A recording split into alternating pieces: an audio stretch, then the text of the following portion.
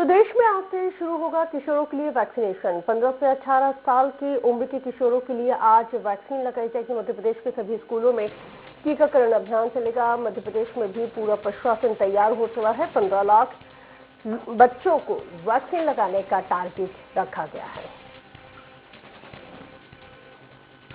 तो प्रशासन ने मुकम्मल तैयारियां कर दी हैं। आज से 15 लाख बच्चों को जो वैक्सीन लगाने का टारगेट रखा गया है मध्य प्रदेश में, उसके पहले चरण की शुरुआत मध्य प्रदेश में आज से की जा रही है। तो 15 से 18 साल के तमाम किशोरों को, जो टीनेज के जो बच्चे हैं, उनको आज से वैक्सीनेट किए जाने का अभियान शुरू किया जा रहा है।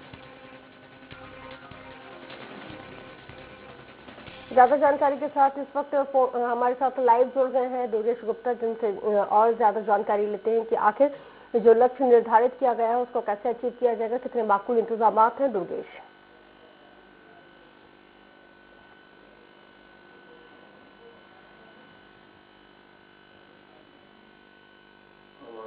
दुर्गेश आपको आवाज मिल रही है मेरी?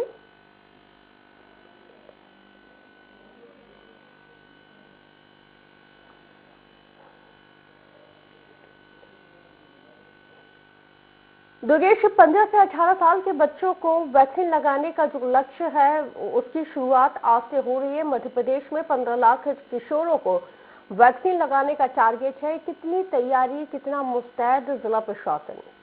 बिल्कुल रश्क, आज से वैक्सीनेशन का महाअभियान शुरू होने जा रहा है, जिसमें किशोर और किशोरियों को वैक्सीनेशन लगाया जाएगा। करीब 15 से 18 साल उम्र के बच्चों को वैक्सीन लगाया जाएगा। मध्य प्रदेश की बात करें तो मध्य प्रदेश का स्वास्थ्य विभाग बिल्कुल तैयार है मध्य प्रदेश में बच्चों को वैक्सीनेशन करने के लिए। जिस तरह से देखा जा रहा है, अगर मध्य प्रदेश की बात करें तो करीब 7000 वैक्सीनेशन सेंटर बनाए गए हैं। सबसे अहम बात यह है कि स्वास्थ्य विभाग की टीम से लेकर, चाहे वह स्टाफ नर्स हो या डॉक्टर हो या आशा कार्यकर्ता हो या आंगनबाड़ी कार्यकर्ता हो या हम स्कूलों की बात करें, सभी की ड्यूटी बच्चों को वैक्सीनेशन करने के लिए लगाई गई है। जहां तक कि आंगनबाड़ी कार्यकर्ता और आशा कार्यकर्ताओं को जिम्मेदारी दी गई है कि वे बच्चों को इकट्ठा कर और पास के किसी स्कूल पर ले जाएं और वहां पर वैक्सीनेशन लगवाएं।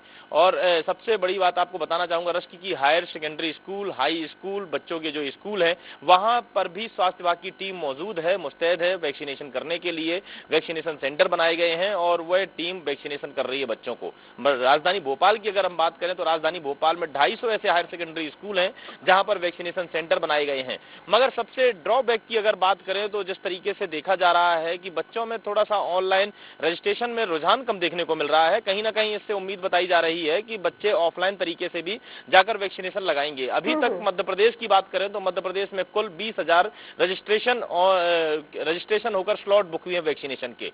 राजधानी भोपाल की बात करें तो महज 200 स्लॉट ही बुक हुए हैं ऑनलाइन रजिस्ट्रेशन के। अगर ये ऑनलाइन स्लॉट के तरीके से और नजरिए से बच्चे जाते हैं तो स्वाभाविक तौर से सरकार को यह टारगेट लक्ष्य करना, अचीव करना बड़ा मुश्किल हो जाएगा। लेकिन सरकार का जिस तरह से, क्योंकि ये बहुत अच्छी चीज है कि हम ये जो टीकाकरण के अभियान में हमने अब बच्चों को शामिल कर लिया और जिस तरह से तीसरी लहर का खतरा बताया जा रहा है, अब हम बूस्टर डोज की तरफ भी बढ़ रहे हैं।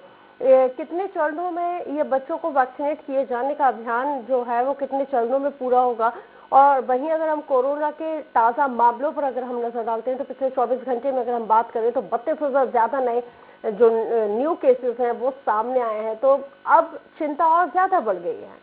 बिल्कुल स्वाभाविक तौर से रश्क, देखा जाए तो जिस तरीके से कोरोना की तीसरी लहर में WHO ने घोषणा की थी कि बच्चों को ज्यादा खतरा रहेगा, बच्चों में संक्रमण फैलने का ज्यादा खतरा रहेगा, और उसी खतरे को देखते हुए सरकार ने घोषणा की थी कि बच्चों पर भी अब वैक्सीनेशन लगाया जाएगा और बच्चों को वैक्सीनेटेड किया जाएगा ताकि वे सुरक्षित और सेफ रहें।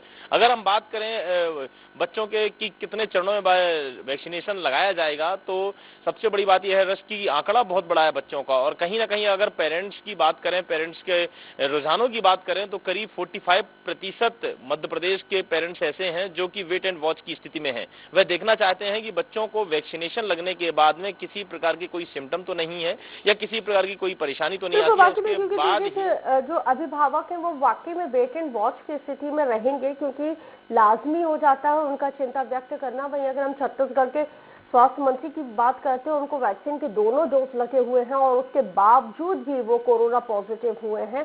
तो ये भी एक बड़ा सवाल है, क्योंकि इस बात की कोई गारंटी नहीं है कि आफ्टर वैक्सीनेशन आप यहाँ पे सेफ रहेंगे। हाँ, यह है कि आपका इम्यूनिटी बूस्ट जरूर हो जाएगा, कुछ वक्त के लिए आपको संक्रमण से बचाया जा सकता है, लेकिन इस बात की गारंटी नहीं दी जा सकती है कि आपको मतलब दोबारा से कोरोना नहीं होगा या आफ्टर वैक्सीनेशन आपको कोरोना नहीं होगा। बिल्कुल स्वाभाविक तौर से रिस्क देखा जाए तो अभिभावकों का बिल्कुल जैसा कि आपने बताया कि लाजमी हो जाता है बच्चों के प्रति चिंता व्यक्त करना और चिंता जाहिर करना। कहीं ना कहीं जिस तरीके से सरकार ने घोषणा तो कर दी है वैक्सीनेशन की, मगर जिस तरीके से हमने देखा, पिछले आंकड़े भी उठाकर देखें तो कुछ ऐसे पेशेंट भी निकलकर सामने आए थे कि जो वैक्सीनेशन होने के बावजूद भी कोरोना संक्रमित हो गए। उसी के साथ साथ में वैक्सीन को लेकर भी काफी र्यूमर फैला बाहर, उसको लेकर भी अभिभावक चिंता व्यक्त कर रहे हैं। तो कहीं ना कहीं वही वजह है कि 45% अभिभावक पेरेंट्स ऐसे हैं जो कि वेट एंड वॉच की स्थिति में है। वह देखना चाहते हैं कि वैक्सीनेशन से कोई साइड इफेक्ट तो नहीं है और कोरोना के तीसरी लहर से किस तरह से यह कितना सेफ एंड सुरक्षित है, उसके बाद ही वैक्सीनेशन करवाने जाएंगे। अगर हम बात करें सरकार के चरणों की तो स्वाभाविक तौर से आंकड़ा बहुत बड़ा है। सरकार पहले चरण में महाअभियान वैक्सीनेशन का शुरू करने जा रही है। आज तय हो जाएगा कि किस तरह से बच्चों का रुझान क्या रहा, किस तरह से वैक्सीनेशन की रिपोर्ट क्या रही, किस तरह से रिजल्ट आया कि कितने बच्चों को जो उनका टारगेट था, कितने बच्चे उसमें टारगेट हासिल कर पाए। हालांकि राज्य जो टीकाकरण अधिकारी हैं उनका यह कहना है कि जितने बच्चों का यह आंकड़ा है पूरे मध्य प्रदेश में, वह आंकड़ा हम 1 महीने में पार कर चुके थे। यंगस्टर्स का और जो वयस्कों को वैक्सीन लगनी थी वह करीब 1 महीने में हमने आंकड़ा पार कर लिया था। तो कहीं ना कहीं स्वास्थ्य विभाग का यह भी दावा है कि हम 1 महीने के अंदर में सभी पूरे बच्चों को 15 से 18 साल के बच्चों को वैक्सीनेटेड कर देंगे। ठीक, बहुत शुक्रिया जानकारी साझा करने के लिए।